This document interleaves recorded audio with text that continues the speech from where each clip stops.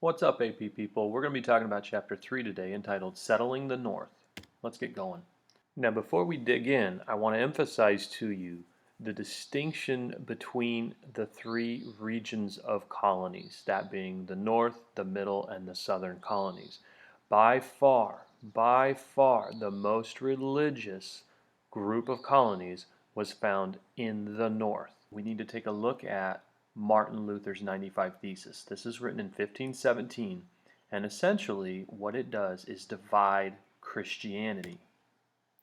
John Calvin would be your next major figure in terms of the Protestant Reformation, and he led a group of people known as the Calvinists. Now, the Calvinists, this is important. This group, including John Calvin, believed in something called predestination. In other words, your textbook talks about this as God choosing those individuals that would be saved and thus separating those that would not be saved. Then we have what's known as the Puritans. These Puritans were Calvinists, and they wanted to purify the English or the Anglican Church of all Catholic rituals. These Puritans also believed that only quote-unquote visible saints should be admitted to church membership. There was another group known as Separatists. These are Puritans, but they're extreme Puritans. They are individuals who wanted to break away from the Church of England altogether. In other words, they wanted nothing else to do with the Anglican Church or the Church of England. They felt harassed and thus wanted to leave England. Now, the Massachusetts Bay Colony. The Massachusetts Bay Colony was created by early pilgrims, and these leaders of these pilgrims drew up and signed what came to be known as the Mayflower Compact. This was defined as a simple agreement, not really a written constitution, but it helped form a government and helped to submit to the will of the majority of the people. What this does is it provides a promising step forward toward, again, self-government, because later adult male settlers assembled town meetings. John Winthrop is one individual that you're going to need to be aware of, perhaps one of the early and most important leaders, especially in the Massachusetts Bay Colony, and this is why. He becomes Massachusetts colony's first governor, and he declares that the purpose of the colony was to, quote, be a city upon a hill.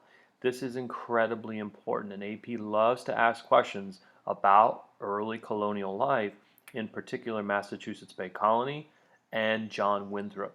Now, in the Massachusetts Bay Colonies, these colonists believed that they had an agreement with God to build a holy city that would be a model for humankind. In other words, all other colonies or all other early American colonists would look to Massachusetts Bay, John Winthrop believed, to help lead as an example.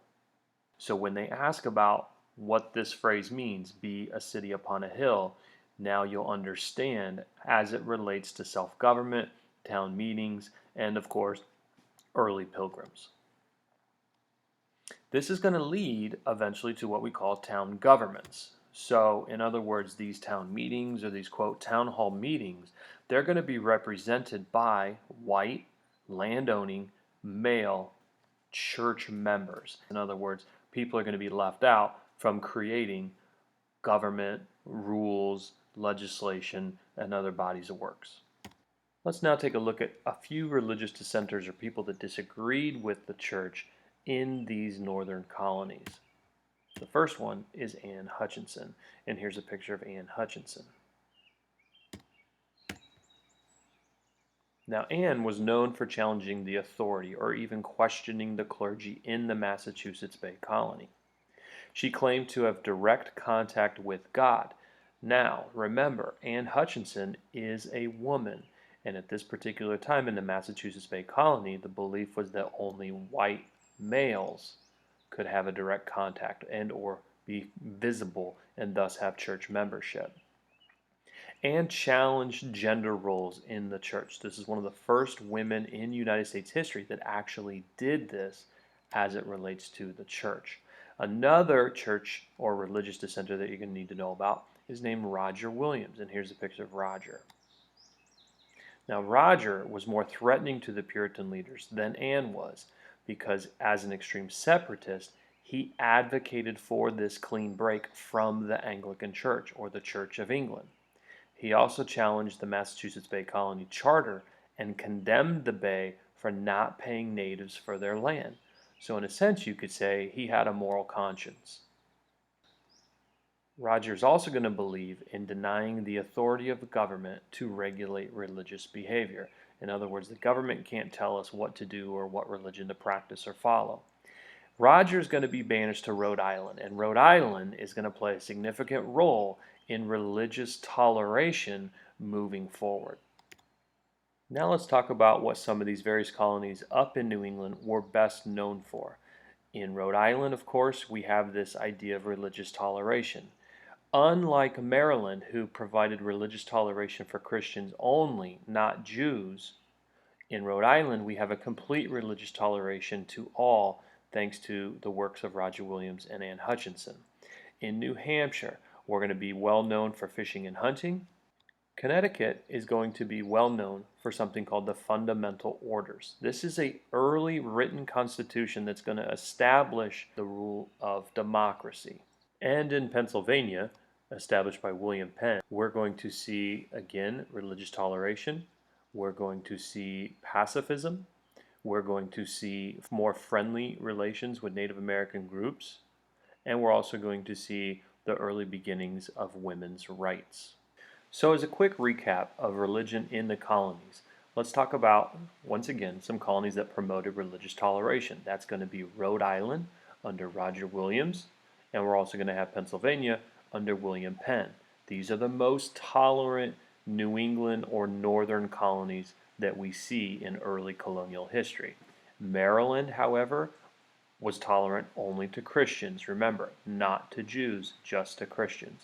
Colonies, therefore, that did not promote religious toleration are going to be Massachusetts Bay, because toleration should only be extended to Puritans. That was their belief. This next section is going to focus on conflicts with Native Americans up in the New England colonies.